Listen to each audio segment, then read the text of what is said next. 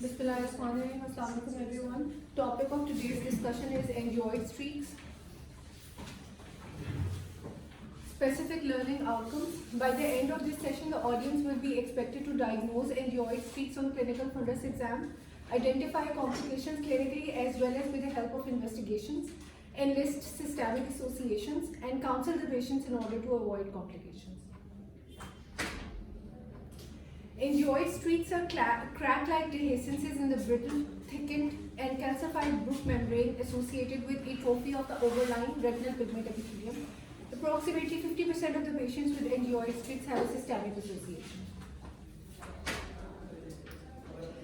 ये हमने एक निमोनिक सबको पता होगा पेप्सी मार्ट, ये याद करके जो है वो इसकी सिस्टेमिक एसोसिएशंस याद करनी थोड़ी इजी हो जाती हैं. सूडोजेंथोमा एलास्टिकम, एरेडोंडोस syndrome, Paget disease, sickle cell disease, ITP, Marfan syndrome, acromegaly, lead poisoning, and thalassemia.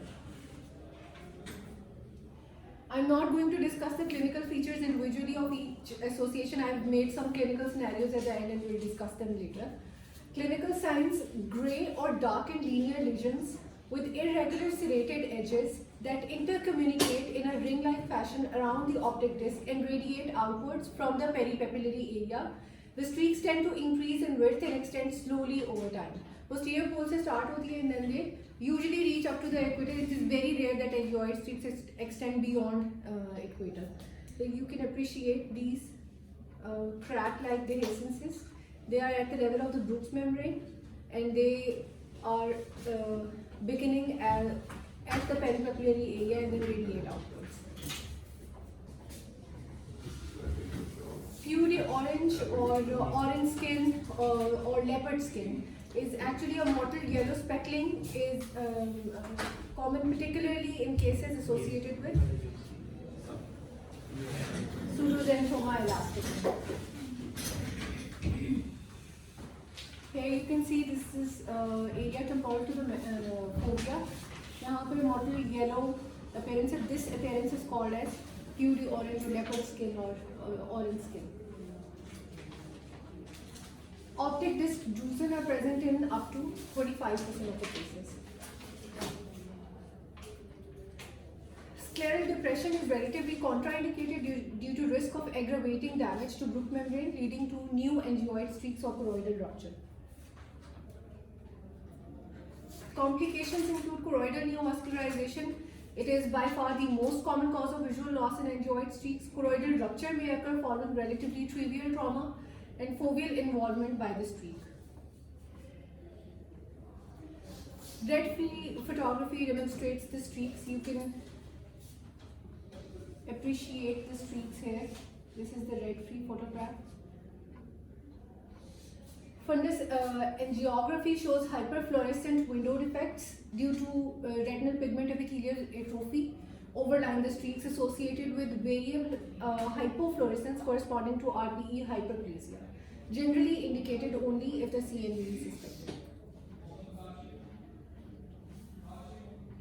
These are window defects corresponding to the angioid streaks. Then this is fundus angiography, which was performed due to choroidal neovascularization. You can appreciate a typical lacy pattern and angioid streaks as well. Fundus autofluorescence, streaks are autofluorescent and are often more extensive than clinically, which may confirm the diagnosis in subtle cases.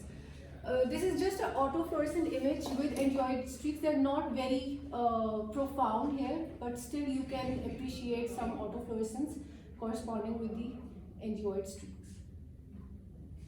Treatment includes systemic investigations, referral to appropriate physician observation, because there is nothing much we can do once there is dehiscence at the level of Bruch membrane. Then protective spectacles and anti-VEGF. But anti-VEGF is usually associated with recurrence at the same site or a new site. CNV formation at a new site for choroidal neovascularization. Patients should be warned against participating in contact sports because the Bruch membrane is brittle and it can easily crack as a result of trauma. And case scenarios, I'd like to have some contribution from the audience. A 12-year-old boy complains of painless loss of vision gradually over the past 7 to 8 months, more for the right than the left eye. His vision is counting fingers and 6/12 in right and left eye respectively.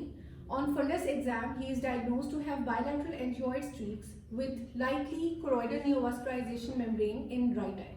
The patient has a plucked chicken appearance on the skin of the neck and axilla. On systemic review, gives a history of dark tarry stools. What is your diagnosis? One of the systemic associations of angioid streaks. Anyone from the residents? It is pseudoxanthoma elasticum. एक बहुत बड़ा clue, एक तो ये जो skin lesions है, एक ये बहुत बड़ा क्लू है. दूसरा dark Tari stools indicate upper GI bleed. So there is GI bleeding as well in pseudoxanthoma elasticum. In another case scenario, ये MCQs आते हैं एग्जाम में. A 19-year-old female comes for a routine eye checkup and you incidentally find angioid streaks in both eyes. Upon inquiry, she tells you that she has chronic musculoskeletal pain and fatigue. She also tells you that her accidental wounds take longer to heal as compared to other individuals. What could be the likely diagnosis? Poor wound healing होती है किसमें?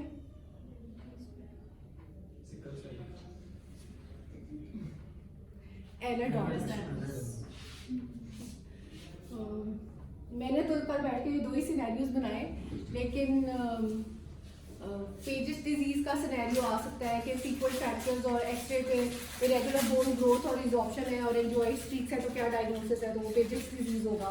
और